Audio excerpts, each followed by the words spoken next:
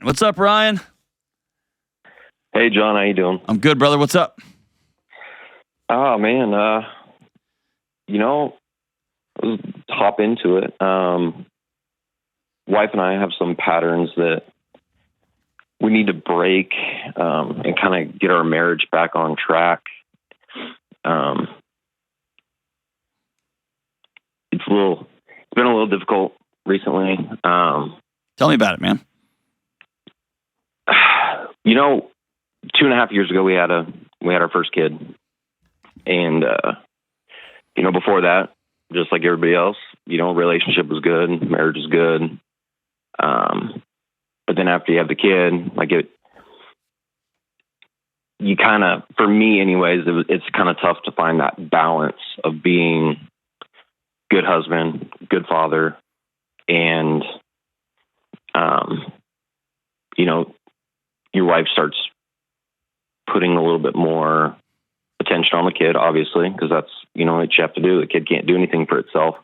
And so it just I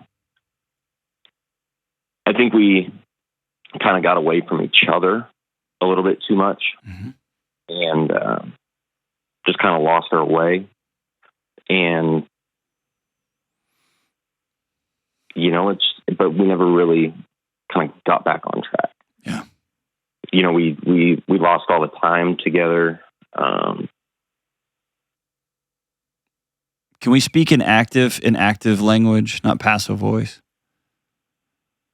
What do you mean by that? What I mean is one of the way out of this is through it. And when we speak of things, either A, to protect our partner, we don't want to say anything mean about the wife of our kids, right? Or of our wife, or of ourselves.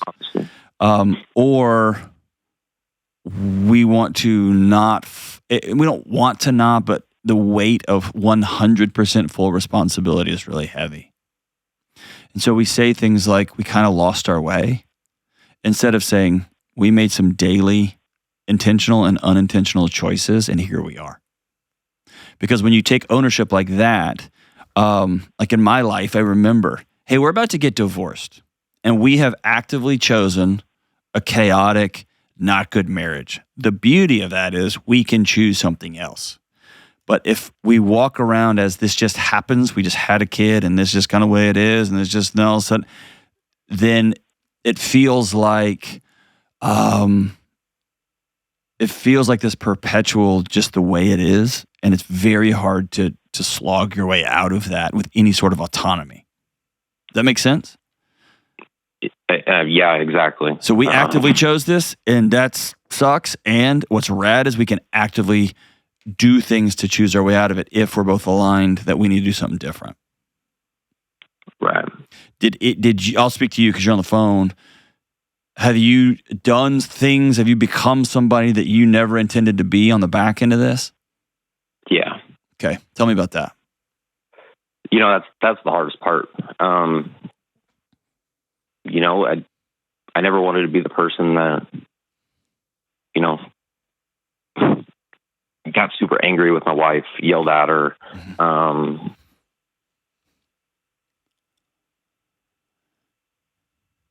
It's just not who I wanted to be. I'm not this angry person. Yeah. But I miss my wife. Yeah. And it's just a hard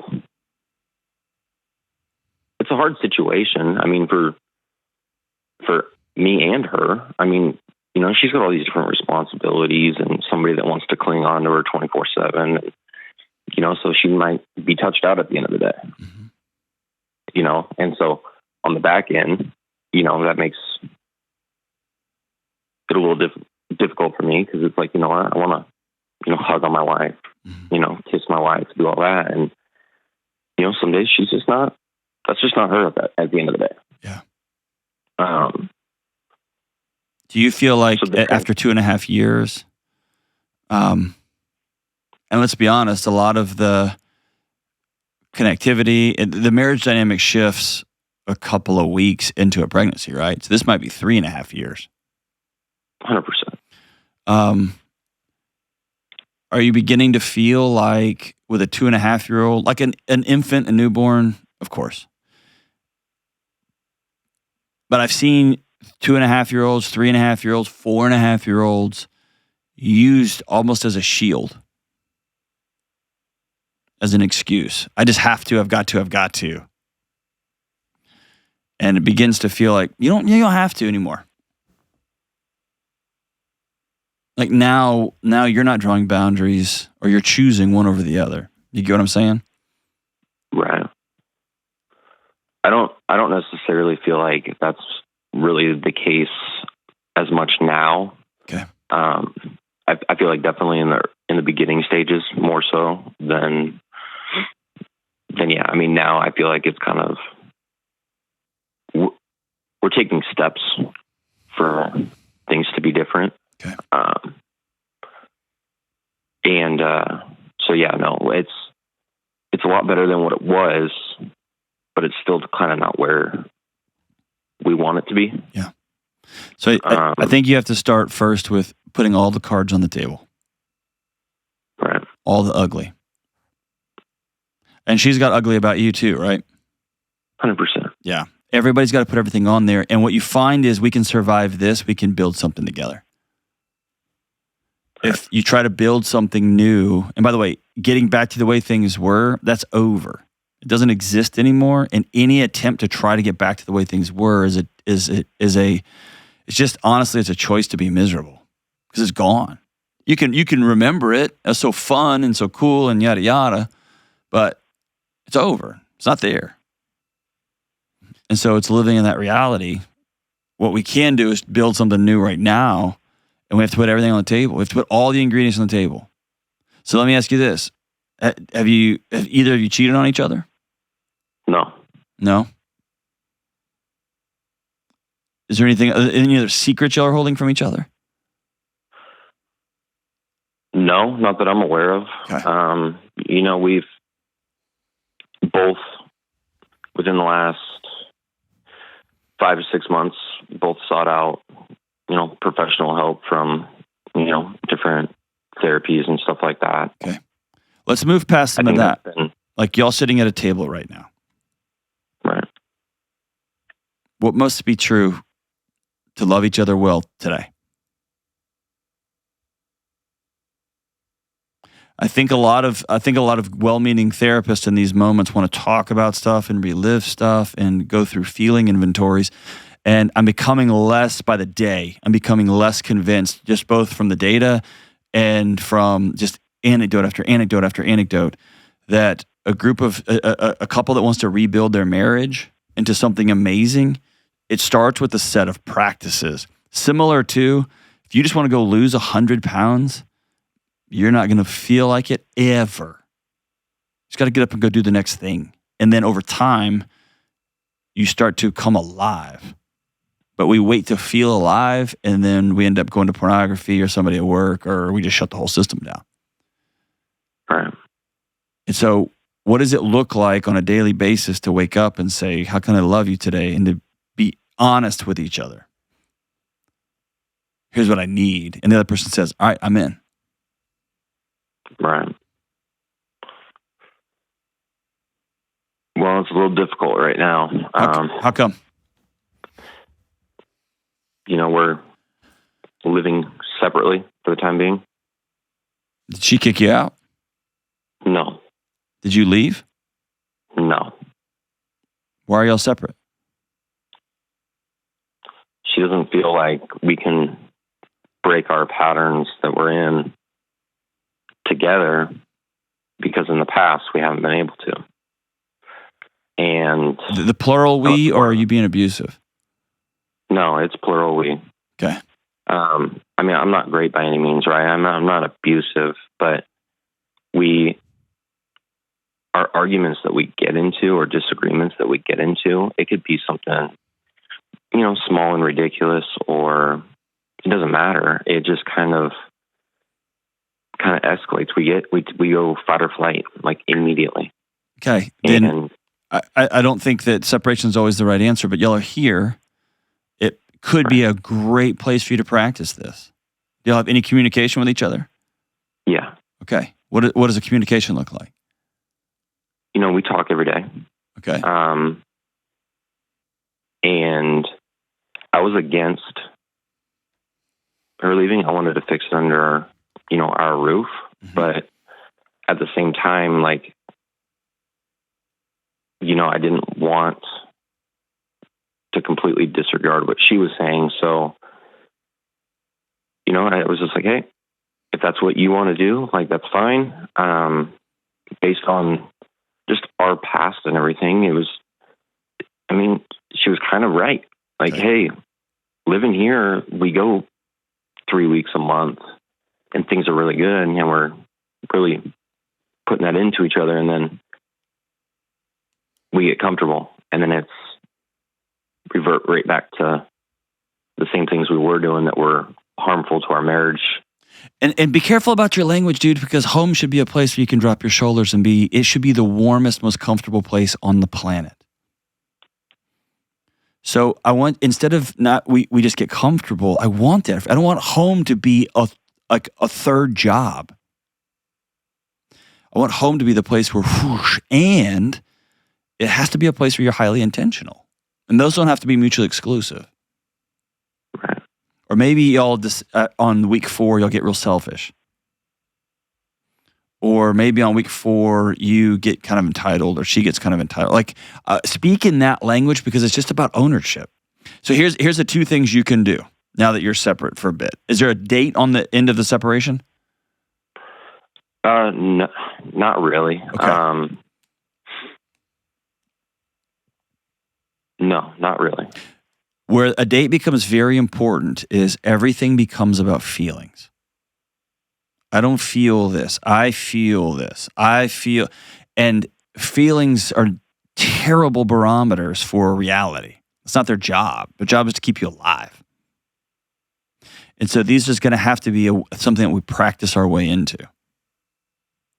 Right. I'm taking you at your word that you haven't hit anybody, you haven't punched holes through the sheetrock, you're not screaming and cussing at her.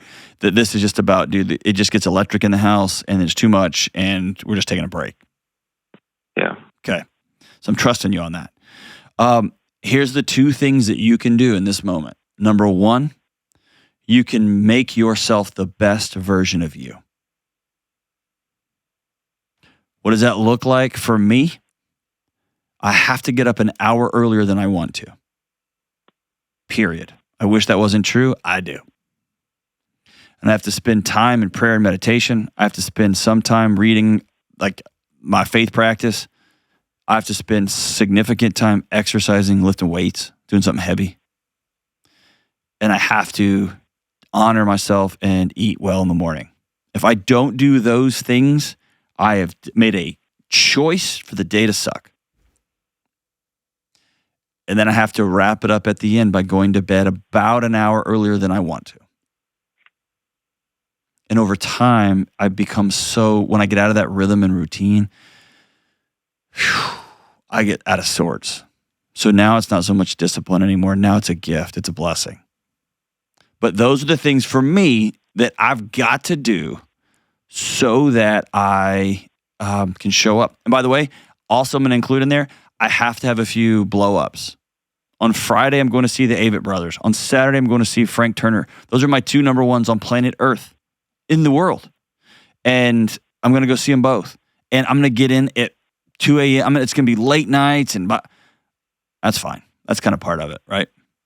Right. I don't fall off the wagon, but occasionally I get off the wagon, I roll around in the mud, and then get back on there. That's what I'm talking about. And I don't know what that is for you, but that's number 1. What are the things that must be true for you to be the best version of yourself? Because at the end of the day, that's all you can control. And maybe going to counseling is part of that for you, but I want to implore you, it's got to be more than just sitting in a room chit-chatting about it and talking about it and talking about it. You have to come up with a set of practices and go do them. And here's the second thing. Every single day, I want you to ask your wife, how can I love you today? I don't know. How can I love you today? And it might be sending a kind text. It might be dropping something off at the house. It might be writing a letter or a note and sending it. But I want you to get in a daily practice of asking that question. Okay? Okay. And follow through. And probably she is going to say, I don't know. I can't think of anything. I don't know. And it might be incumbent on you to, how far away is she staying from you right now? 30 minutes. Okay. Talk about a pain in the butt, dude. Mm-hmm. But drive over there and leave a card in the mailbox. Mail something from your house every single day. Have food delivered if y'all can afford it. Drop food off if you, I don't know what this looks like for y'all too. Go pick up her clothes and take them to the dry cleaner. And I'm not making you a sucker. I am trying to get you in a mode of getting your eyes out of your own belly button and looking up and saying, okay, I'm a husband. I'm a dad. How can I be of service and love these two women incredibly well? My wife and my daughter. Right. And I would really love for your daughter to wake up and have 60 letters that you mail her every day. Maybe a silly picture you drew, or go get yourself a coloring book and just color a picture and mail it to her. But something that is a practice that is, I spend intentional time with my daughter even when she was not sitting with me. Right. And those are all choices you can make. And it's not sexy, and it's not on YouTube, and it's all by yourself, all that stuff, yes. But it's real and it's true. The last thing I'll ask you, do you have a group of men that you hang out with? Yeah. Who? Tell me about them. Buddies from work. We all pretty much, all of us but one, we all pretty much had kids at the same time. Okay. So, we all got to kind of chit chat about that. And is that a good group? Because sometimes that can be a complaint group. No, it's a good group, man. Okay. It's there's no doubt that we drop whatever we can for each other if somebody needs us. And so you've got nobody at your house right now except for you? Well, we kind of got off a little bit, but there. No, my wife and daughter are here right now. Okay. She watches my niece for my brother and his wife, and they do the same for us. Okay. So there's a couple of days out of the week where, like I said, things have been getting better, and she is here a couple of days during the week. Okay. We don't want to throw a wrench in their lives because we're kind of going through it. Okay. So that tells me that she wants to make it work, and you do too. Absolutely. It's amazing. We've put the cards on the table, cool. And we both want it to. Okay. I think we're just both a little obviously scared. Just we don't want to be divorced. We don't want any of those things to happen. We don't. Okay, then you have to start taking action. How can I love you today? Here's a more elevated version of that question. What can I do today to make you feel loved, to help you feel loved? I can't make you do anything. How can I help you feel loved? And sometimes it's as simple as putting the dishes in the dishwasher. A buddy of mine that I was out with till late last night said, come to find out, it's grabbing a cup of coffee from Starbucks and dropping it off. Him and his wife work at the same business, dropping it off by her office. He's like, dude, I wish I'd known that 10 years ago. It's amazing. Right? Right. What must be true? What must be true? For her, it's the local chips and salsa. Okay. Make that a thing. Make that a practice. And in 30 days and 60 days, if you feel I am on the road, I'm on the path, I am doing the things every day that make me feel well and whole, the things I know I need to do. And I'm starting every day with, how can I love you? And I'm leaning into that. I'm going to get chips and salsa. I'm finding childcare so that me and my wife can just go for a walk around the neighborhood in the evening when she's at home. And when she's not, she's going to go home. She's going to open up her bags to unpack wherever she's staying. And she's going to have a letter for me, just letting her know, I love you, I love you, I love you. I'm going to practice my way into this. And then in 30 or 60 days, if she hasn't reciprocated anything, then you can sit down and use the words I.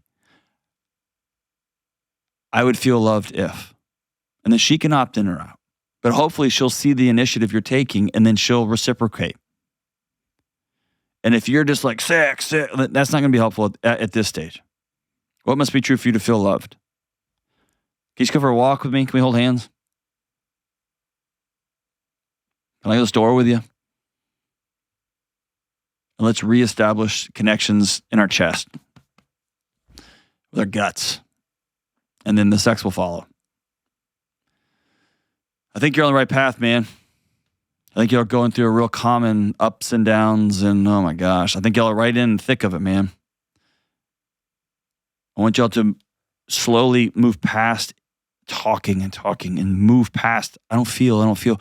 Let's just start acting anew. And all of that starts with, how can I love you today? You're worth it, and so is she, brother. Thanks for the call, man.